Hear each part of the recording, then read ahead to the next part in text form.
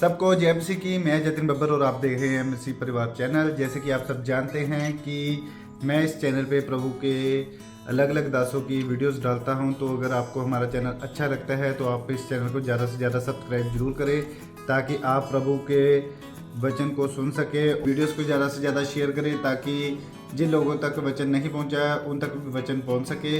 सबको जय मसीह की। एक बार मैं आपसे दोबारा कहूँगा कि इस चैनल को सब्सक्राइब जरूर करें और वीडियोस को ज़्यादा से ज़्यादा शेयर करें। जय मसीह की। आप जब सुबह प्रार्थना करने के लिए उठें तो अगर आप 1.5 घंटा प्रार्थना करते हैं तो 45 मिनट प्रार्थना करें। उसमें आपको क्या बोलना है? आप कुछ भी बोलें, वो परमेश्वर है, वो कोई बाबा नहीं है कि आप एक वर्ड थोड़ा इधर उधर बोल देंगे तो वो आपकी जान ले लेगा या आपको श्रापित कर देगा। एक छोटा बच्चा जब अपनी माँ के पास आता है और 1 साल का होता है और बोलता नहीं पूरा, या मामा मामा जा जा ऐसे करता है, तो उसकी माँ उस गुस्सा नहीं करती। उसकी माँ पहचान लेती है इसको क्या चाहिए। इसको दूध चाहिए, इसको खाना चाहिए, इसको दाल का पानी चाहिए, इसको वॉशरूम आया है, वो पहचान लेती है। आपका पिता भी ऐसा है, आपका हेवनली फादर भी ऐसा है। जब आप 45 मिनट प्रार्थना में बैठेंगे तो उसका थैंक्स करें, उसकी वर्शिप करें, उसको शुक्र कहें, सब बातों के लिए उसका थैंक्स करें, आप उसके साथ बात करें। वो आपका पिता है, वो बाबा नहीं कि आपको मार देगा। आपको 2 चीजें गलत पढ़ देंगे तो वो आपको कत्ल कर देगा या आपको श्रापित कर देगा, ऐसा नहीं है। लेकिन वो ऐसा परमेश्वर भी है जो ये कहता है कि अपना प्रमाण मुझे दो, जो ये चाहता है कि उसके बच्चे एक्टिव रीति से ये जाने कि वचन में क्या लिखा है और वचन में कौन सी चीजें हैं, क्या अधिकार हैं हमारे पास वचन के बीच से जो हमें इस्तेमाल करने हैं। तो जब आप सुबह प्रार्थना करने के लिए 45 मिनट उठे और आपने प्रार्थना की, आपने थैंक्स किया, आपने वर्शिप की, आपने प्रभु का थैंक्स किया, 45 मिनट हो गए, आपने आधा घंटा बाइबल पढ़ी। अब अगले 15 मिनट, आधा घंटा बड़ा इंपॉर्टेंट है। उसमें क्या करना है? वचन निकालना है जो आपकी लाइफ से संबंधित है। आपको हीलिंग चाहिए, हीलिंग के वचन निकालें। आपको बच्चा चाहिए, उस बच्चे के वचन निकालें। जहां परमेश्वर ने आपको वंश आशीषित करने का आपको वायदा किया है, परमेश्वर ने कहा वो व्यक्ति जो परमेश्वर की इच्छाओं पर चलेगा और उससे उसका डर मानेगा, परमेश्वर उसको उसी मार्ग पे चलाएगा जिससे वो प्रसन्न होता है, उसका वंश पृथ्वी पर पराक्रमी होगा। तो परमेश्वर कहते तुम्हारे बच्चे जो होंगे पृथ्वी के ऊपर पराक्रमी होंगे, बड़े बड़े काम करने वाले होंगे, डरपोक बच्चे नहीं होंगे। तो आप इस वचन का फायदा उठा सकते हो। अगर आपके बच्चे डरपोक है तो, अगर आपके बच्चे अनसक्सेसफुल है तो, कम पढ़ते हैं तो, समझ नहीं आती कि प्रभु तेरे वचन में लिखा है कि तेरा वंश पृथ्वी के ऊपर पराक्रमी होगा, मेरे बच्चों को पराक्रमी बना, मेरे बच्चों को एक्सीलेंट बना, मेरे बच्चों को ब्लेस कर। हर एक चीज के लिए बाइबल में परमेश्वर का वायदा है, वचन है। आप अपने मोहल्ले में क्रिश्चियन हैं, आप एक छोटा मोटा बिजनेस करते हैं, आप अगर वचन को जानते होंगे आप उस वचन को निकाल लेंगे। प्रभु तेरे वचन में लिखा है, तूने कहा है कि तू मुझे सब जातियों से श्रेष्ठ करेगा, सब दूसरी जातियां अन्य जातियों से तू मुझे श्रेष्ठ करेगा। प्रभु मैं प्रार्थना करता हूं, मैं अपने टाइट को भी बोता हूं, मैं आज प्रार्थना करता हूं, मुझे सबसे श्रेष्ठ बनना है, मुझे बेस्ट बनना है अपने बिजनेस में, अपनी लाइफ में मुझे बेस्ट चाहिए। आप बेस्ट होंगे अगले 7 सालों के अंदर। लेकिन क्या आपने वो मांगा? नहीं, आपने मांगा नहीं। आप चाहते हैं, हो आप विश करते हैं प्रभु मुझे हील कर दे। आप जीनी के पास नहीं है कि आपने रगड़ा और जीनी निकला और आपने कहा क्या चाहिए, उसने कहा क्या चाहिए, आपने कहा मुझे चंगा कर दो। परमेश्वर कहता मांगो तो दिया जाएगा, अपने प्रमाण दो, अपना मुकदमा लड़ो। आज लोगों को इतना भी मालूम नहीं है कि जो उन्हें चाहिए बाइबल में कहां लिखा है। कुछ का बहाना है वो तो अनपढ़ है।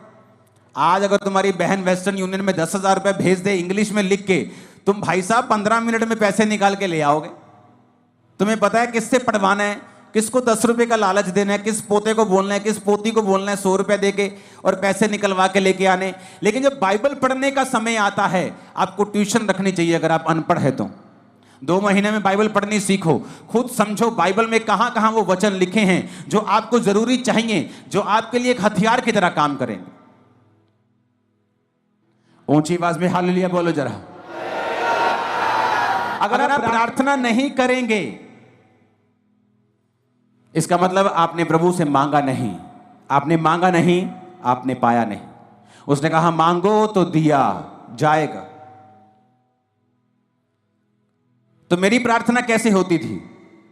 सुबह जब प्रार्थना करो तो मैं लिखे हुए पॉइंट्स के साथ प्रार्थना करता, मुझे ये चाहिए, वो पॉइंट लिखना, उस पॉइंट के हिसाब से वचन निकालना और प्रभु को कहना, प्रभु तेरे वचन में लिखा हुआ है, मैंने नहीं लिखा, तूने लिखा है, तूने लिखा है अपने वचन में, इस वचन को परमेश्वर मेरी लाइफ में पूरा कर। वचन के साथ 15 मिनट के लिए लास्ट प्रार्थना करना, वचन से परमेश्वर को याद करवाना। अगर आपको कोई सीरियस प्रॉब्लम है तो उसके बाद आप शाम को प्रार्थना करें फिर 1.5 घंटा, और उसके बाद सेम वही प्रार्थना रात को करें 1.5 घंटा। अगर आप ठीक हैं, आपकी लाइफ में ओके है, आप ब्लेस्ड हैं, आप 1 घंटा 1 घंटा 1 घंटा आप 3 बार प्रार्थना करें रोज। सुबह 1 घंटा, शाम को 1 घंटा, रात को 1 घंटा। आप शाम को 1 घंटा नहीं दे सकते, आप काम, बिजनेस वूमन है, आप काम करने जाती हैं, आप एक बिजनेसमैन हैं, तो आप सुबह को 1.5 घंटा, रात को 1.5 घंटा परमेश्वर को दें। अपने दिन की शुरुआत प्रार्थना से करें, रात का अपना दिन का अंत प्रार्थना से करें।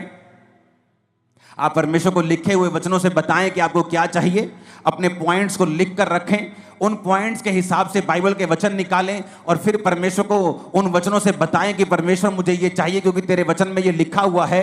अगर आप अपना मुकदमा नहीं लड़ेंगे, अगर आप अपना मुकदमा पेश नहीं करेंगे, आप वचन के बीच से होकर लड़ाई नहीं करेंगे तो आपको नहीं मिलेगा।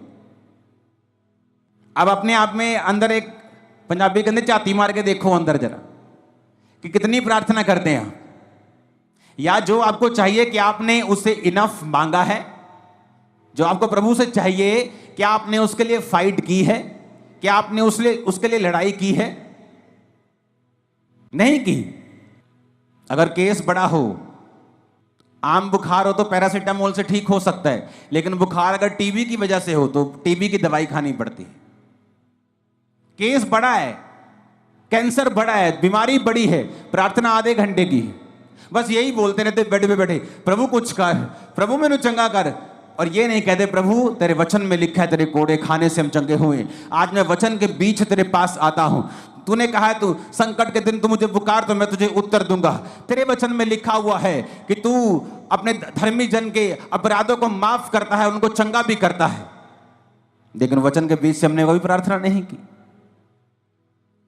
यीशु मसीह को मालूम था कि मैं अपनी चर्च को कमजोर चेले नहीं दे सकता, डाइवर्टेड चेले नहीं दे सकता, क्योंकि जब प्रभु यीशु मसीह ने 12 चेले चुने तो मैं आपको बता सकता हूं परमेश्वर के पास सैकड़ों लोग थे जो उसको उस समय फॉलो कर रहे थे, और सैकड़ों लोगों में से परमेश्वर ने 12 प्रेरित चुने थे, और उन 12 प्रेरितों को चुनने से पहले प्रभु यीशु मसीह खुद परमेश्वर होने के बावजूद भी वो सारी रात पिता से प्रार्थना करने के लिए गए। आज हमें लगता है ये अच्छा है, ये अच्छा है, लेकिन परमेश्वर कहता है विद प्रेयर अगर तुम वो काम करोगे तुम कभी फेल नहीं होगे। कितनों को इन बातों को समझ आ रही है, कहां गलती है, कहां चर्च गलती कर रही। परमेश्वर ने सारी रात प्रार्थना रोज नहीं की, उसने रोज सारी रात प्रार्थना नहीं की। मैं रोज रात को प्रार्थना करता हूं, लेकिन रोज फुल नाइट प्रेयर नहीं करता हूं। मैं रोज सुबह प्रार्थना करता हूं, रोज रात को प्रार्थना करता हूं, शाम को भी हम फैमिली प्रार्थना करते हैं। हालेलुया।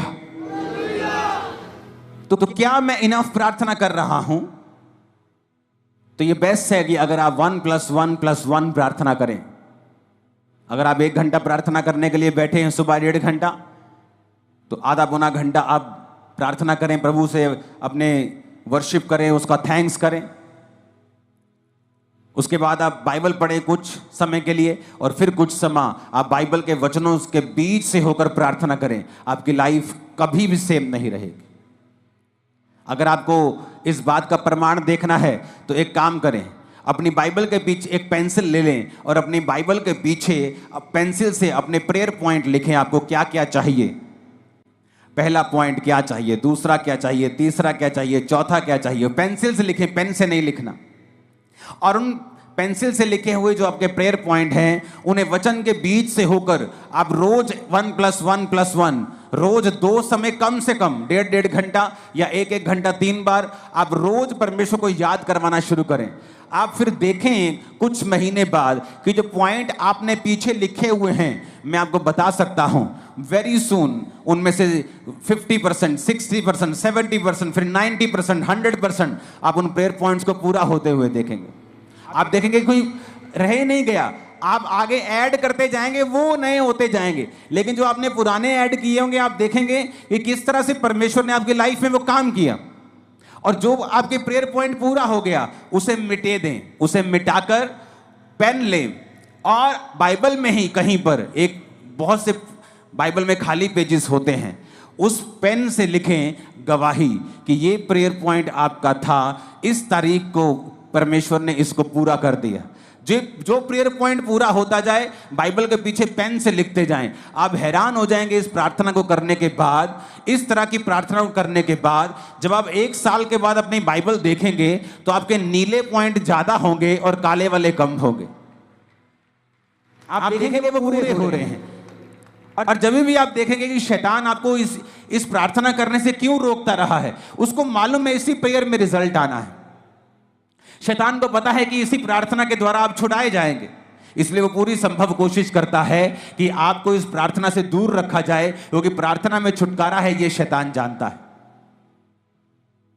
परमेश्वर ने क्या कहा? इतना सिंपल और इतना पावरफुल परमेश्वर ने वचन दिया। परमेश्वर ने कहा, एक नगर में एक विधवा थी और एक अधर्मी न्यायी रहता था। न्यायी मतलब एक जज रहता था, लेकिन अधर्मी था, पापी था। तो विधवा बार बार उसके पास जाकर बोलती थी, मेरा न्याय चुका और मुझे मुद्दई से बचा, मुझे फलाने बंदे से बचा, मेरा न्याय कर। तो बाइबल कहती है, परमेश्वर कहता कि वो अधर्मी, वो पापी न्यायी क्या सोचता है कि ये विधवा आकर बार बार मेरे नाक में दम ना कर दे, इसलिए मैं इसका काम कर देता हूं।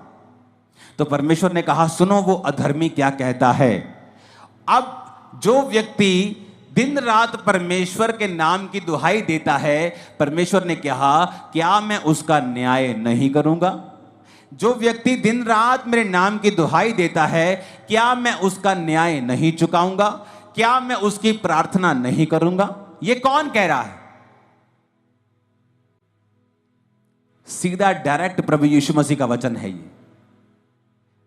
प्रभु यीशु मसीह अपने मुंह से अपने लोगों को समझा रहे हैं कि एक विधवा बार बार जाने से एक पापी बंदे से न्याय ले सकती है। तो प्रभु कहता है कि अगर तुम मेरे पास दिन और रात मेरे नाम की दुहाई दोगे, मैं तुम्हारा न्याय क्यों नहीं करूंगा? मैं तुम्हें क्यों नहीं छुड़ाऊंगा? मैं क्यों तुम्हारी प्रार्थना का उत्तर नहीं दूंगा? मैं क्यों तुम्हें नहीं बंधनों से आजाद करूंगा? पर कंडीशन क्या है? अगर वो दिन रात मेरे नाम की दुहाई दें। आप एक दिन प्रार्थना करेंगे सुबह, आपने प्रार्थना की, प्रभु तेरे वचन में लिखा है धर्मी का वंश पराक्रमी होगा। प्रभु अपने बच्चों के लिए प्रार्थना करता हूं, अपने लिए हीलिंग के लिए, डिलीवरेंस। आप प्रार्थना करते हैं वचन के बीच, आप वही प्रार्थना फिर शाम को करते हैं, वही प्रार्थना फिर आप रात को करते हैं, फिर सुबह, फिर दोपहर, फिर शाम, फिर रात, फिर सुबह, फिर शाम, फिर रात, फिर सुबह, फिर शाम। परमेश्वर को आप दुखी कर देंगे और वो जवाब देगा। वो अपने वचन का इनकार नहीं कर सकता, वचन को डिनाई नहीं कर सकता। अगर आप वचन के बीच से उससे लड़ेंगे, वो आपको उत्तर देगा। याकूब को भी यह बात मालूम थी।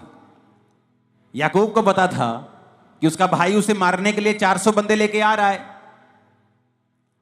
क्या लिखा वचन में?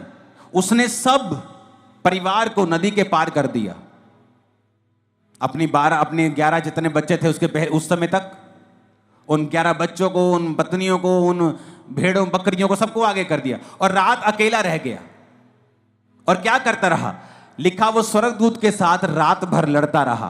कैसे लड़ता रहा? शरीर के साथ नहीं। आप प्रभु से नहीं लड़ सकते, जा मैं तेनू नहीं मानता, जा मैं हूं प्रार्थना, आप ऐसे नहीं लड़ सकते। आप वचन से लड़ सकते। प्रभु तेरे वचन में लिखा है कि नहीं लिखा? तेरे वचन में लिखा है ना, तो ये मेरे जीवन में पूरा कर। तेरे वचन में लिखा है, मैं बांझ कैसे रह सकती हूं? क्योंकि तूने कहा है कि धर्मी तू बच, तेरा घराना बचाया जाएगा। तेरे वचन में लिखा है गर्भ का फल यहोवा के और से दिया हुआ प्रतिफल है। तेरे वचन में लिखा है, तो मैं गर्भ के फल से कैसे रह सकती हूं?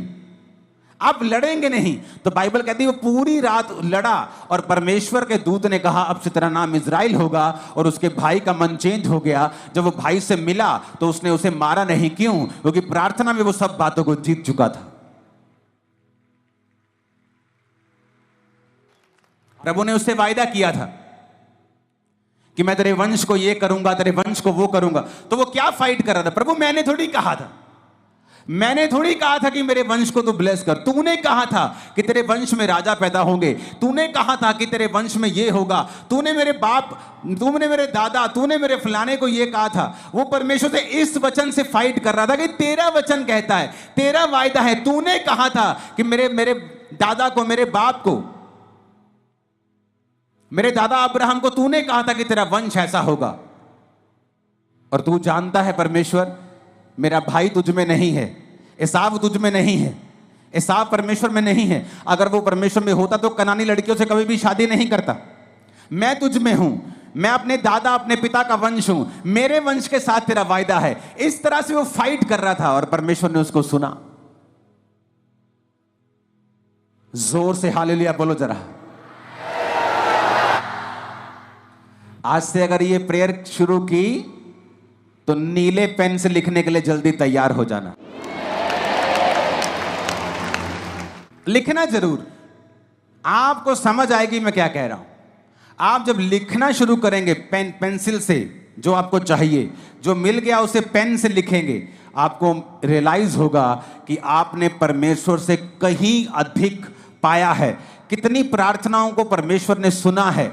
आप भूल जाएंगे 3 साल में आज आपको क्या मिला था, लेकिन वो पेन से लिखा हुआ आपको याद करवाता रहेगा। उतना कॉन्फिडेंस आपका बढ़ेगा कि मुझे इस प्रार्थना से उत्तर मिले हैं, इस तरह से मुझे उत्तर मिला था इस समय, उस समय, फलाने साल। अगर उस साल में इतना फंसा हुआ था और मैंने इस रीति के साथ प्रार्थना की, तो वो वचन तो सेम है। आज वो मुझे छुड़ाएगा जैसे उस समय परमेश्वर ने मुझे छुड़ाया था। तो वो सारी उम्र आपकी रक्षा करता रहेगा। इसलिए मैं कहता हूं अपनी बाइबल को ज्यादा चेंज मत करना। मेरी बाइबल का कवर कितनी बार फट जाता है, पेज फट जाता है, उसी को मैं चिपका लेता हूं। मेरे पास हजारों बाइबल पड़ी, लेकिन उस बाइबल में लिखा हुआ है, पीछे पॉइंट्स लिखे हैं, चीजें लिखी हैं, तो मैं चाहता नहीं कि वो मैं मिस करूं। हालेलुया बोलो ऊंची आवाज में। आज से ऊंची आवाज से बोलो, प्रार्थना करेंगे हम, इसी तरह से करेंगे, वचन के बीच से करेंगे। आमीन बोलो ऊंची आवाज। ये अक्टूबर स्पिरिचुअल मंथ होगा, फाइट का, जीतने का, डिलीवरेंस का, आशीष का, फाइनेंशियल ब्लेसिंग का भी होगा। आमीन।